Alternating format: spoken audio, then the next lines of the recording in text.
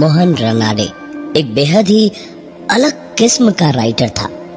वो मामूली सी भूतों की कहानी नहीं लिखता था, उसकी कहानियों में सच्चाई झलकती थी। लेकिन अब उसकी कलम भी कहीं न कहीं जंग खाने लगी थी। लिहाजा उसने सोचा कि सोच के दायरे को बढ़ाया जाए।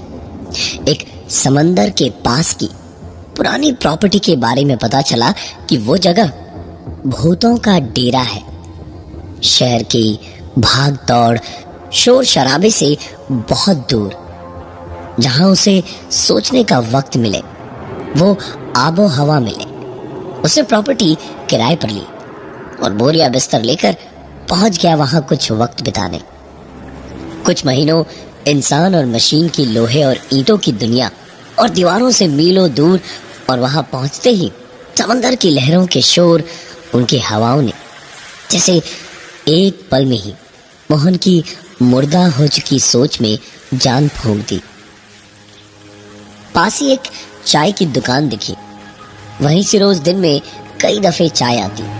चाय पीता जाता और पीछे की बालकनी में बैठकर लिखता जाता। ये नई किताब तो बस जैसे एक सपने की तरह बन रही थी। एक कबीले के आदिवासियों से सीखा हुआ, आत्माओं को उनकी दुनिया से हमारी दुनिया में बुलाने के तरीकों से किसी आम इंसान की जिंदगी कैसे अचानक बदली, उसी पर किताब थी। तरीका था एक आईने का टुकड़ा आसमान की ओर रुख करके रखा हो, उसके चारों ओर एक मोम का घेरा हो और आईने के ठीक ऊपर जिसके आत्मा को बुलाना हो उसकी तस्वीर हो। तस्वीर हुई तो उसी की आत्मा आएगी, वरना जो भी सबसे नजदीक भटकती आत्मा होगी वो आएगी। और अजनबी आत्माएं पता नहीं कौन हो, कैसी हो। मोहन ने पीछे की समंदर वाली बालकनी में बैठे बैठे बस ये तरीका टाइप ही किया था जब पलट के मोहन ने घड़ी देखी तो बेहद रात हो चुकी थी। तकरीबन 11:30 बजे थे और यहाँ तो सामने चाय की दुकान छोड़कर कोई भी 8 बजे के बाद दिखता नहीं बाहर। मोहन ने जाकर दरवाजा खोला तो देखा एक तकरीबन 22 साल का लड़का खड़ा था। कॉलेज का ही स्टूडेंट लग रहा था। मुस्कुराता हुआ एक पेन पकड़े खड़ा था और मोहन को देखकर जिसे पता नहीं कितना खुश हुआ। उसे देखते ही वो बोला, सर मैं बहुत दूर से आया हूँ सर। चाय वाले ने बताया कि आप यहाँ रहते हैं और आपकी किताबों का मैं बहुत बड़ा फैन हूँ sir. Just one autograph, that is all what I need sir. Mohan भी बहुत खुशी हुआ ऐसा सुनकर। मुस्कुराकर पेन और कागज मांगा तो लड़के ने बताया कि उसके पास कागज नहीं था। मोहन ने मुस्कुराकर उसे वहीं रुकने को कहा और अंदर चला गया उसके लिए एक कागज लेने। अंदर आकर अपनी खुद की डायरी के ही पन्ने पर लड़के के नाम का एक ऑटोग्राफ साइन किया और पन्ना फाड़कर बाहर के दरवाजे की ओर आया तो देखा दरवाजा हवा से हिल रहा था और वहां वो लड़का नहीं था। शायद देर हो रही हो इसलिए चला गया।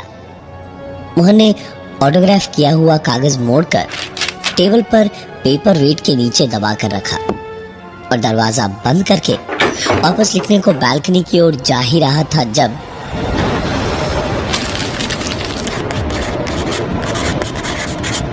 टेबल पर रखे कागज की आवाज हुई। मोहन को समझ नहीं आया कैसी आवाज थी ये। उसने पलटकर टेबल की ओर देखा तो उसकी आंखें कुछ देर तक पलक झपकाना भूल गई। खून जैसे बह तो रहा था रगों में, लेकिन गर्म नहीं था, बर्फ जैसा ठंडा था।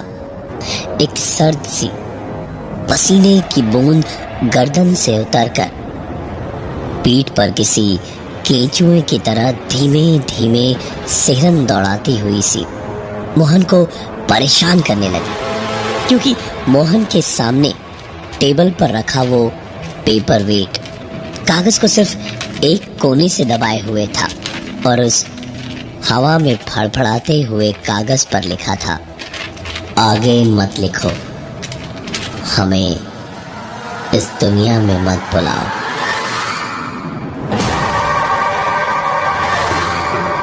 मोहन ने वो कागज देखा तो देखता ही रह गया। तुरंत दौड़कर खुले दरवाजे से बाहर निकला और सीधा पहुंचा चाय वाले के पास और उससे उस लड़के के बारे में कुछ पूछता। इससे पहले ही वो चाय वाला बोला, बाबू साहब क्या लिखते हो आप? इतना लोग आपको ढूंढता हुआ आ रहे हैं। पूरा 6 ठो लोग आया था, 6 ठो।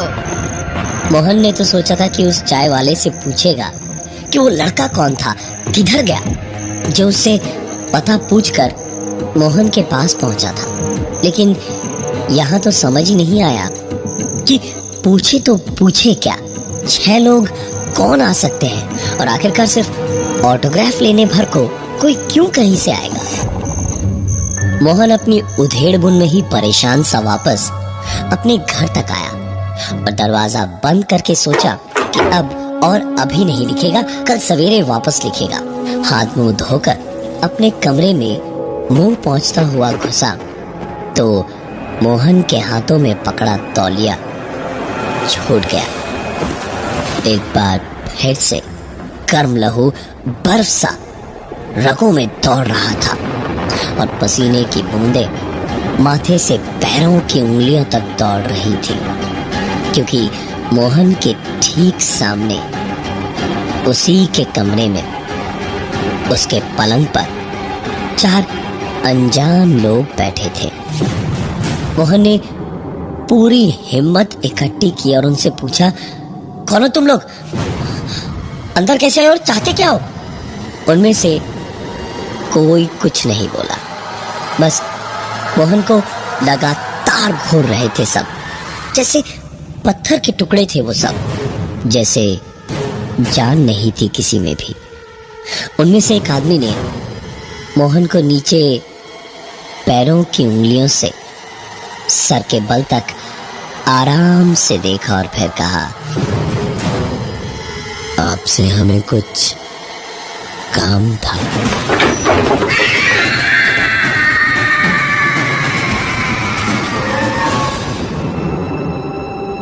आज उस बात को कई साल हो चुके हैं। उस मकान के पास अब कोई नहीं जाता।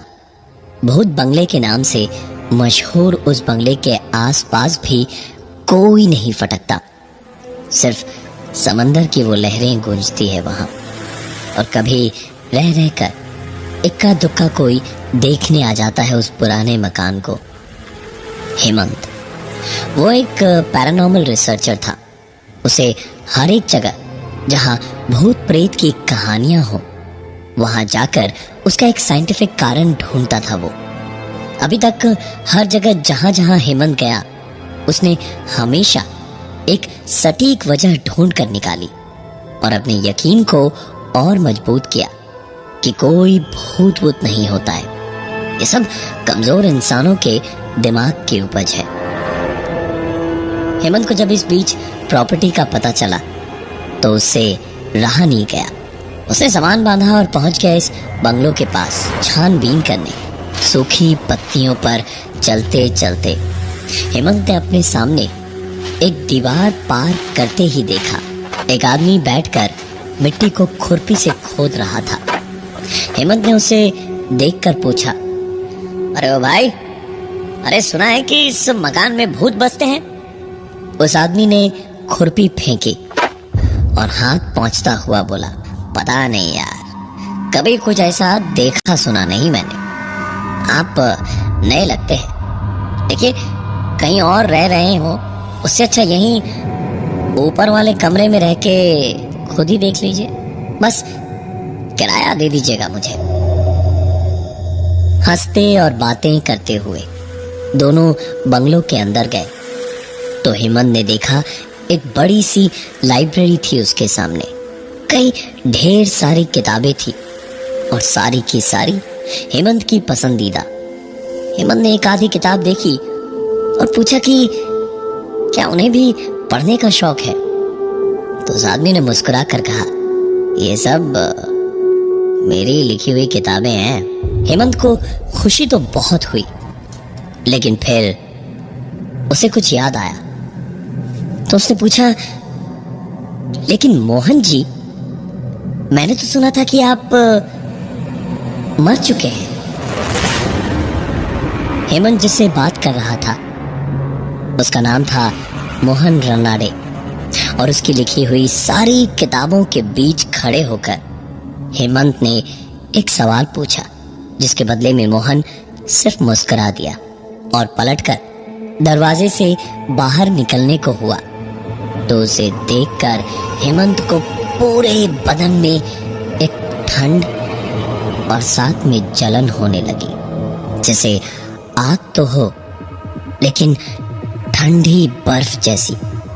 उसके सामने खड़ा मोहन पलटा तो हेमंत ने देखा कि मोहन का पूरा बदन पीछे सिर्फ कच्चे मांस का छीला हुआ टुकड़ा सा था। खाल उसके पूरे बदन की उठी हुई थी, मांस लोचा खसूटा हुआ और खून जमा हुआ था। हेमंत के देखते देखते ही मोहन वहां से चला गया। हेमंत एक पल को जड़ हो गया और वहां से हिल भी नहीं पाया, लेकिन होश संभाल कर जब बाहर की ओर भागा तो दरवाजे तक पहुंचते पहुंचते हेमंत उस बंद हुए दरवाजे को खोलने की कोशिश करने लगा, लेकिन कोई फायदा नहीं हुआ। हेमंत के दरवाजे को खोलने की एक दो कोशिशों के बाद ही दरवाजा अपने आप खुल गया। हेमंत ने देखा एक चाय वाला चाय छान रहा था। कुछ करीब 7 लोग बाहर ही बैठे हुए थे और एक लड़का उन्हें चाय देते देते मुस्कुराता हुआ पलटा और हेमंत से कहा, कल तक आप भी हमारे ग्राहक होंगे, फिक्र मत कीजिएगा। हेमंत जिस बात को आज तक नींद में भी मानता नहीं था, आज अभी समझ आया। दरअसल वो उसे मानना चाहता नहीं था, क्योंकि शायद उसमें इतनी हिम्मत ही नहीं थी कि उसकी सच्चाई को झेल सके, बर्दाश्त कर सके। उसके सामने वो चाय वाला, वो लड़का और सारे लोग उठकर खड़े हुए और पलट कर जाने लगे। हेमंत ने उन सब का एक ही हाल देखा, पूरा बदन पीछे से वैसा ही छिली हुई खाल और उसके पीछे एक मांस के लोथड़े जैसा सड़ता बदन। हेमंत को डर और घिन का एक मिला जुला सा एहसास हो रहा था। वो खड़े खड़े उन सबको जाता हुआ देख ही रहा था जब उसके मुंह पे ही दरवाजा बंद हो गया। हेमंत पलटकर घर के पीछे के दरवाजे से निकलने को दौड़ा और दरवाजे को खोलकर जैसे ही हेमंत ने कदम बाहर निकाला तो किसी ने उसकी टांग पकड़कर उसे जोर से वापस घसीटा। हेमंत चिल्लाया, चीखा, लेकिन फिर तुरंत उठकर खड़ा हुआ और दूसरे कमरे की ओर दौड़ा और खिड़की तक पहुंचा। खिड़की खोलने की उसने बेहद कोशिश की।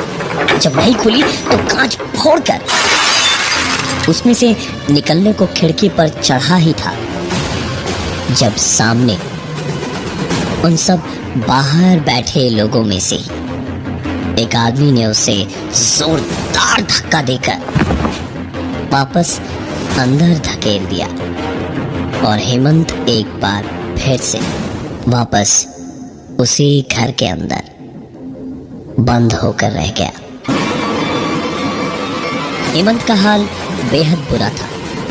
उसको नहीं पता था कि करे तो क्या करे। वो आखिरकार जाकर चुपचाप कमरे के एक कोने में बैठ गया। हेमंत के ठीक पास में ही एक लकड़ी की अलमारी रखी थी। हेमंत को उसमें से एक आती हुई आवाज सुनाई दी। अलमारी धीमे धीमे झुकी और एक जोरदार आवाज के साथ अलमारी का दरवाजा खोला और एक किताब उसमें से बाहर गिरी। हेमंत ने इतना सब देखा और बचने की एक आखिरी कोशिश करने की सोची। वो उठकर कमरे से बाहर भागा, लेकिन हेमंत बाहर निकलता इससे पहले ही उसके सामने दरवाजा बंद हो गया। हेमंत दरवाजे को पीटता रहा, लेकिन दरवाजा नहीं खुला। हार कर आखिरकार जब हेमंत दरवाजे के पास बैठ गया तो एक आवाज ने आहिस्ते से दरवाजे के उस पार से हेमंत से कहा, पढ़ो। एक खाली कमरे में क्या पढ़ने को कह रहा था, ये सोच सोच कर हेमंत परेशान हुआ जा रहा था, जब उसकी नजर कमरे में पीछे अलमारी के पास पड़ी उस किताब पर गई। हेमंत ने तुरंत दौड़कर किताब उठाई और उसे पढ़ना शुरू किया। उसमें वही आदिवासियों का आत्माओं को बुलाने का तरीका लिखा हुआ था। अलमारी का दरवाजा एक बार फिर से जोर की आवाज से खुला। अंदर झांका तो एक आईने का टुकड़ा रखा हुआ था और साथ ही एक कागज रखा हुआ था। दरवाजे पर बाहर से ऐसी आवाजें आ रही थी जैसे पता नहीं कितने लोग दरवाजे को खटखटा रहे थे। दरवाजा खुला और हेमंत अपने काबू में नहीं था, जैसे उसके हाथ पांव जैसे किसी ने जकड़ रखे थे पूरी तरह से। पूरी ताकत लगा करके भी खुद को संभाल नहीं पा रहा था हेमंत। आईने का टुकड़ा ठीक हेमंत के सामने सरक कर आया और उसके हाथों में पकड़ा कागज का टुकड़ा ध्यान से देखा तो वो कुछ और नहीं, हेमंत की ही तस्वीर थी। हेमंत का हाथ उस तस्वीर को पकड़े हुए धीमे धीमे उस आईने के ऊपर जाने लगा और कुछ कदमों की आवाजें पीछे से आती सुनाई देने लगी। हेमंत ने पलट कर देखा तो वो सारे लोग जो उसे पहले मकान के बाहर दिखाई दिए थे, वो सब धीमे धीमे मुस्कुराते हुए उसी की ओर आ रहे थे। हेमंत ने अपनी पूरी ताकत लगाकर छूटने की कोशिश की, लेकिन कोई फायदा नहीं हुआ। हेमंत के हाथ में पकड़ी उसकी तस्वीर आईने के ऊपर जाकर रुकी और हेमंत के चारों ओर वो सब मुस्कुराते हुए बैठे। और फिर